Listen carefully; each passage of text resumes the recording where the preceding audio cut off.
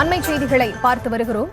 இந்தியாவின் தாக்குதலில் பாகிஸ்தானின் கராச்சியில் உள்ள ராணுவ தளம் சின்னாபின்னமான அந்த புகைப்படங்களானது வெளியாகி இருக்கிறது. விவரங்களோடு இணைகிறார் எமது செய்தியாளர் வெங்கட்ரமணன். அவரிடம் பேசலாம். வணக்கம் வெங்கட்ரமணன், இது தொடர்பான விவரங்கள்.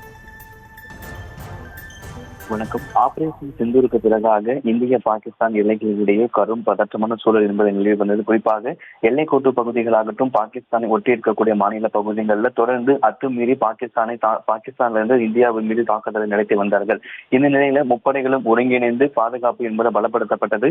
அந்த வகையில இந்த தாக்குதலின் பொழுது பாகிஸ்தானில் இருக்கக்கூடிய ராணுவ தளம் என்பது இந்தியாவுடைய தாக்குதலில் சுக்குநூறானது தொடர்பான புகைப்படம் என்பது வெளியாகி இருக்கிறது. தாக்குதலுக்கு முன்பாக அந்த இடம் எப்படி இருந்தது, இந்தியாவுடைய தாக்குதலுக்கு பிறகாக அந்த இடம் எப்படி சுக்குநூறானது என்பது குறித்தான புகைப்படம் என்பது தற்பொழுது வெளியாகி இருக்கிறது. பாகிஸ்தானில் இருக்கக்கூடிய கராச்சியில் ராணுவ தளம் என்பது இருக்கிறது.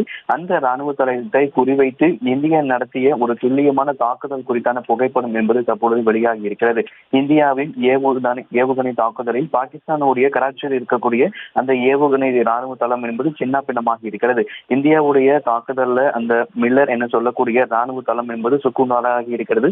அது குறித்தான புகைப்படம் என்பது தற்பொழுது வெளியாகி இருக்கிறது. குறிப்பாக அதாவது ஆபரேஷன் சிந்தூருக்கு பிறகாக இரு நாடுகளுக்கு இடையே தொடர்ச்சியான ஒரு பதட்டமான சூழல் என்பது நிலவி வந்ததற்கு காரணமாக கடற்கரை மற்றும் அதாவது இந்தியாவில் இருக்கக்கூடிய கடற்கரை மற்றும் அதன் அருகே இருக்கக்கூடிய அனைத்து இடங்களிலுமே விமானப்படைகளும் பெரும்பாலான அளவுக்கு துறைமுகங்களுக்குள் எந்த விதமான நுழையிடும் உள்ளே இருக்கக்கூடாது என்பதற்காக முப்படைகளும் ஒருங்கிணைந்து தொடர்ந்து பாதுகாப்பு பணியில் ஈடுபட்டுக் கொண்டிருந்தார்கள். அந்த வகையில பாகிஸ்தானில் இருக்கக்கூடிய கராச்சி ராணுவ தளத்தை இந்திய ராணுவம் துல்லியமாக தாக்கியது குறித்தான புகைப்படம் என்பது வெளியாகி இருக்கிறது.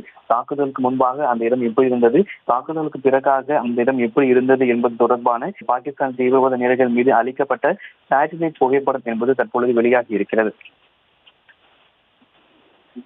விவரங்களை வழங்கியமைக்கு நன்றி வெங்கட்ரமணன்.